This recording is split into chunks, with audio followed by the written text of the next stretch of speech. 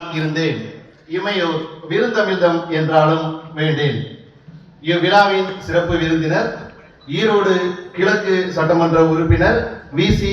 சந்திரகுமார் ஐயா அவர்களுக்கும், கொங்கு கல்வி நிலைய அறக்கட்டளை நிர்வாகிகளுக்கும், பள்ளி முதல்வர் அவர்களுக்கும், இருபால் ஆசிரியர் பெருமக்களுக்கும், அலுவலக பணியாளர்களுக்கும், பெற்றோர்களுக்கும், மற்றோர்களுக்கும், மாணவ செல்வங்கள் அனைவருக்கும் இனிய காலை வணக்கத்தையும் குடியரசு தின விழா நல் வாழ்த்துக்களையும் தெரிவித்துக் கொள்கின்றேன்.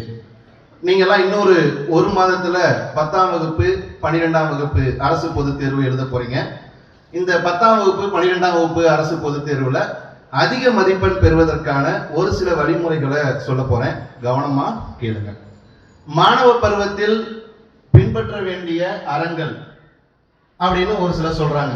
ஒழுக்கம், நம்பிக்கை, நேரம் தவறாமை, உண்மை பேசுதல், இதெல்லாம் பார்த்தோம்னா மாணவ பருவத்தில் இருந்தே நாம கத்துக்கணும். இளமையில் கல், 5ல் வளையாதது 50ல் வளையாது, பசுமரத்து ஆணி போல, இது எல்லாமே பார்த்தோம்னா கல்வி தொடர்பான பொன்மொழிகள். உண்மை பேசுதல் தலையாய அறம். காந்தியடிகள் பார்த்தோம் அப்படின்னா ஹரிச்சந்திர புராணம் நாடகம் பார்த்ததுக்கு அப்புறம் வாழ்நாள் முழுவதும் நான் உண்மைதான் பேசினேன் அப்படின்ட்டு அவருடைய சுயசரிதையில பதிவு செய்கின்றார். ஒரு சிற்பி என்ன பண்றாரு அப்படின்னா ஒரு சிற்பத்தை செதுக்கிட்டு இருக்காரு. அதே போன்று ஒரு சிற்பம் பக்கத்துல இருக்குது, அதே மாதிரிதான் செதுக்கிட்டு இருக்காரு. அந்த பக்கம் ஒருத்தர் கேட்கிறாரு, 2 சிற்பமும் ஒரே மாதிரி இருக்கு, இது என்ன இரட்டை சிலையா அப்படின்னு கேட்கிறாரு. அதுக்கு அந்த சிற்பி சொல்றாரு, இது இரட்டை சிலை அல்ல, இதுல ஒரு சிலை சிதிலம் அடைஞ்சிருக்கு. சிதிலம் அப்படின்னா குறை இருக்கு அப்படின்னு அர்த்தம். அதனால இதை நான் சரி பண்ணி புதிதாக ஒரு சிலையை உருவாக்கிட்டு இருக்கேன் அப்படின்னு அந்த சிற்பி சொல்றாரு.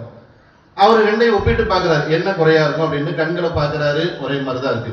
முகத்தை பார்க்கிறாரு, ஒரே மாதிரிதான் இருக்கு. தோற்ற பொலிவை பார்க்கிறாரு, ஒரே மாதிரிதான் இருக்கு. அவரால் கண்டுபிடிக்கவே இல்லை. அவர் அவர்கிட்ட கேட்டுறாரு, இதுல என்னதான் பிழை சொல்லுங்க அப்படின்னு கேட்கிறாரு. அதுக்கு அந்த சிற்பி சொல்றாரு, அந்த சிலையினுடைய பின்பகுதி கூந்தல்ல பார்த்தோம்னா இரட்டை பின்னல் போட்டிருக்கேன், ஆனா அது 3 பின்னல் வரணும், அதான் இந்த சிலையில உள்ள குறை அப்படின்னு அந்த சிற்பி சொல்றாரு. சரி, இந்த சிலையை எங்க வைக்க போறீங்க அப்படின்னு கேட்கும்போது, அந்த கோபுரத்தின் 4ஆம் நிலையில மையப்பகுதியில வைக்க போறேன் அப்படிங்கிறார். கோபுரத்தின் 4ஆம் நிலையில மையப்பகுதியில வச்சோம்னா அது யாருக்குமே தெரிய போறது இல்லை. கீழே இருந்து அண்ணாந்து பார்க்கும்போது சிலையின் பின்பகுதி தெரியாது, இது யாருக்குமே தெரியாது. இதை எதுக்கு நீங்க இவ்வளவு கஷ்டப்பட்டு செய்யறீங்க, இதற்கான உடல் உழைப்பு, நேர விரயம் இதெல்லாம் தேவையா அப்படின்னு கேட்கிறாரு. அதற்கு அந்த சிற்பி சொல்றாரு, நீங்க சொல்றது உண்மைதான், இது யாருக்குமே தெரியாது, ஆனா எனக்கு தெரியும். நான் தினந்தோறும் வேலைக்கு போகும்போது இந்த வழியா தான் போவேன், அந்த சிலையை பார்த்துட்டு போவேன். வேலை முடிஞ்சு திரும்ப வரும்போது இந்த வழியா தான் நான் வீட்டுக்கு போவேன், மறுபடியும் அந்த சிலையை பார்த்துட்டு போவேன். வாழ்நாள் முழுவதும் எனக்கு ஒரு குற்ற உணர்ச்சி இருக்கும். நான் உண்மையாக இல்லையே, இந்த ஊர் மக்களுக்கு உண்மையாக இல்லையே அப்படிங்கிற ஒரு குற்ற உணர்ச்சியோடு வாழ்நாள் முழுவதும் நான் வாழ்வதற்காக நான் அதை செய்ய விரும்பல அப்படின்னு சொல்றாரு. இதைத்தான் வள்ளுவர் தன்னெஞ்சறிவது பொய்யற்க, பொய்த்த பின் தன்னெஞ்சே தன்னை சுடும் அப்படிங்கிறார். நீ தப்பு பண்ணிட்ட, உண்மை பேசல அப்படின்னா உன்னை தண்டிப்பதற்கு சுற்றி இருக்க யாருமே வர வேண்டியதில்லை, உன்னுடைய மனசாட்சியே போதுங்கிறார். தேர்வுல ஏதோ ஒண்ணு பார்த்து எழுதி ஏதோ ஒரு மதிப்பெண் வாங்கிட்ட அப்படின்னா உன்னை தண்டிப்பதற்கு யாருமே வர வேண்டியதில்லை. அந்த மதிப்பெண்ணை நீ பார்க்கக்கூடிய ஒவ்வொரு முறையும் உங்களுக்கு ஒரு குற்ற உணர்ச்சி வந்து கொண்டே இருக்கும். வீட்டுல அப்பா அம்மா உங்களை நம்பி கைபேசி கொடுக்குறாங்க, செல்போன் கொடுக்குறாங்க. அந்த செல்போனை நீங்க தவறுதலாக பயன்படுத்திட்டீங்க அப்படின்னா உங்க அப்பா அம்மாவோட முகத்தை பார்க்கும் பொழுதெல்லாம் உங்களுக்கு ஒரு குற்ற உணர்ச்சி வந்து கொண்டே இருக்கும்.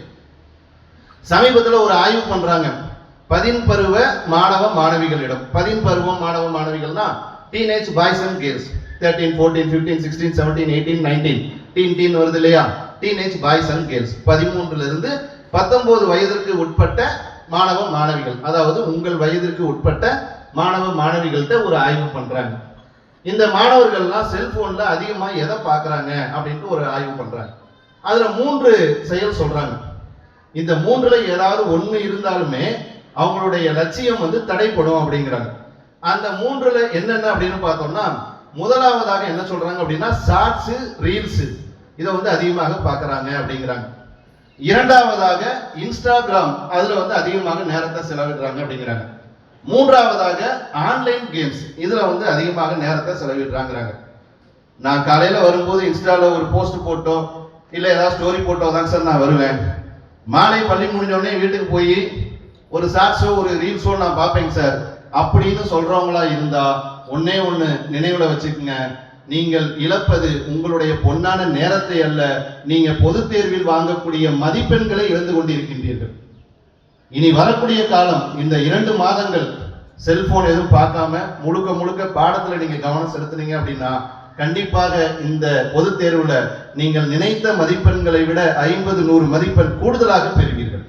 சரி சார், பொதுத் தேர்வு முடிஞ்சதுக்கு அப்புறம் நான் போன் பார்த்துக்கிட்டுமா அப்படின்னு கேட்டீங்க அப்படின்னா அதுக்கப்புறம் பாதுகாப்பாக அந்த போனை பயன்படுத்த வேண்டும். வீட்டுல கத்தி இருக்கு அப்படிங்கறக்காக யாரும் எடுத்து கையை கிழிச்சுக்கிறது இல்லை. வீட்டுல தீப்பெட்டி இருக்குங்கிறக்காக யாரும் எடுத்து வீட்டை கொளுத்துறது இல்லை.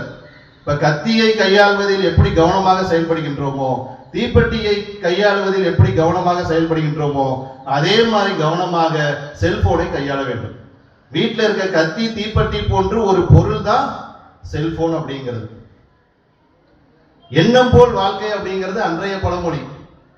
தேடல் போல் வாழ்க்கை அப்படிங்கிறது இன்றைய பழமொழி. தேடல் மீன்ஸ் சர்ச். நம்ம போன்ல சர்ச் பண்றோம் இல்லையா, நீங்கள் எதை தேடி தேடி பார்க்கின்றீர்களோ அதுபோல் தான் உங்களுடைய வாழ்க்கை அமையும். நீங்க அந்த செல்போன்ல தேடுவது உங்களது அறிவு சார்ந்ததாக, ஆக்கப்பொருள் சார்ந்ததாக, பாடப்பொருள் சார்ந்ததாக இருந்தால் உங்கள் அரிய லட்சியம் அதனை நீங்கள் அடைவது நிச்சயம். உன்னை மீறிய சக்தி இல்லை, அது ஏன் உனக்கு புரிவதில்லை, வெற்றிகள் தானாய் வருவதில்லை, முயற்சிகள் முடிவில் தோற்பதில்லை. வாய்ப்பளித்த அனைவருக்கும் நன்றி கூறி விடைபெறுகின்றேன். நன்றி, வணக்கம்.